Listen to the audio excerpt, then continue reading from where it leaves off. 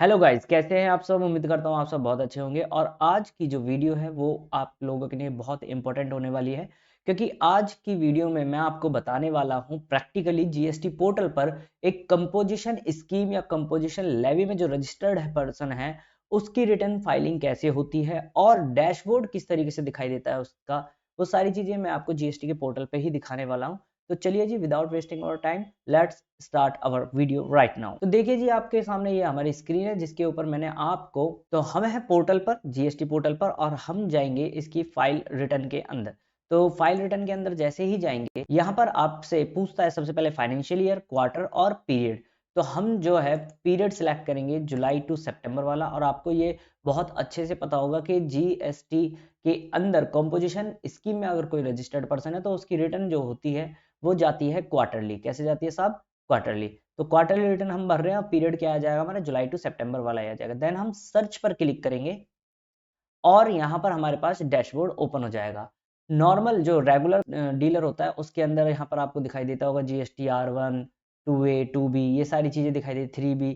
लेकिन यहाँ पर आपको दो दिखाई दे रही है, एक CMP 08 दिखाई दे रहा है आपको, एक यहाँ पर CMP 08 दिखाई दे रहा है, और एक आपको दिखाई दे रहा है GSTR4A। तो CMP 08 क्या होता है? CMP 08 होता है statement for payment of self assessed tax, यानी जो आप खुद से टैक्स की असेसमेंट करेंगे उसकी पेमेंट करने के लिए आपको जीएसटी के अंदर कॉम्पोजिशन स्कीम में अगर रजिस्टर्ड पर्सन है उसके टैक्स की पेमेंट की बात करें सेल्फ असेसमेंट बेसिस पर, तो उसके लिए आपको यूज करना है CMP 08। और इसकी ड्यू डेट आपको दिखाई दे रही होगी 18 अक्टूबर 2024 है, जो कि निकल चुकी है। और हम रिटर्न फाइलिंग कर सकते हैं, बेसिकली इससे कोई फर्क नहीं पड़ता। ठीक है, इंटरेस्ट पेनल्टी जो भी लगेगी वो तो आपको पे करनी ही पड़ेगी।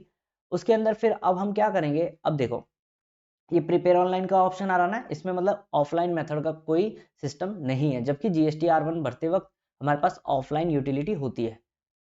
और बात करें अगर GSTR4A की, तो ये क्या होता है? Auto drafted details for registered person opting composition levy, यानी जिसने कंपोजिशन स्कीम में रजिस्ट्रेशन ले रखा है उसके लिए ऑटो ड्राफ्ट डिटेल्स आ जाएंगी यहाँ पर, जैसे कि उसकी परचेज की डिटेल, इनवर्ट सप्लाईज की डिटेल, ये सारी चीजें आ जाएंगी। ये आप डाउनलोड भी कर सकते हैं और व्यू भी कर सकते हैं। क्लियर है जी?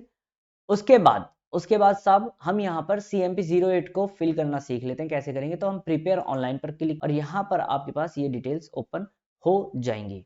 तो सबसे पहले फाइल नील GST CMP 08, अगर आपको लगता है कि कोई हमारी आउटवर्ड सप्लाईज नहीं है, कोई कुछ भी नहीं है, तो यहाँ पर हम क्लिक कर देंगे फाइल नील GST CMP 08 के अंदर। और अगर आपको लगता है नहीं हमारी तो कुछ सप्लाईज हैं, तो आपको इस पर क्लिक नहीं करना है, आपको आ जाना है नीचे और outward supplies including exam supplies, इसके अंदर आपको अपनी वैल्यू इंसर्ट करनी है। आउटवर्ड सप्लाईज कहने का मतलब एज अ कंपोजिट डीलर आपने जो भी सप्लाईज की है वो आपको यहाँ पर वैल्यू देनी है।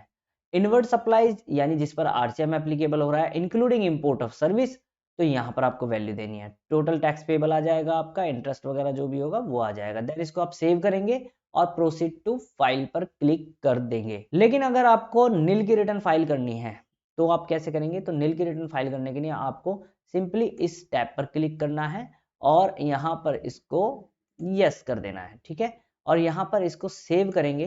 सेव करने के बाद ये हमारा सक्सेसफुल हो जाएगा रिक्वेस्ट जो है। उसके बाद हमें सिंपली प्रोसीड टू फाइल पर क्लिक करना है। प्रोसीड टू फाइल पर क्लिक करने के बाद प्रोसीड टू फाइल करेंगे और यहाँ पर आपको एक कंसेंट देना है जिसके अंदर ऑथराइज सिग्नेटरी जो होगा वो यहाँ पर हमें कंसेंट देना है, जिसके अंदर हमें ऑथराइज सिग्नेटरी सिलेक्ट कर देना है और फाइल GST CMP 08 कर देंगे, जिसके अंदर OTP जाएगा और OTP आपको डाल देना है अपने पोर्टल पर और आपकी रिटर्न फाइल हो जाएगी।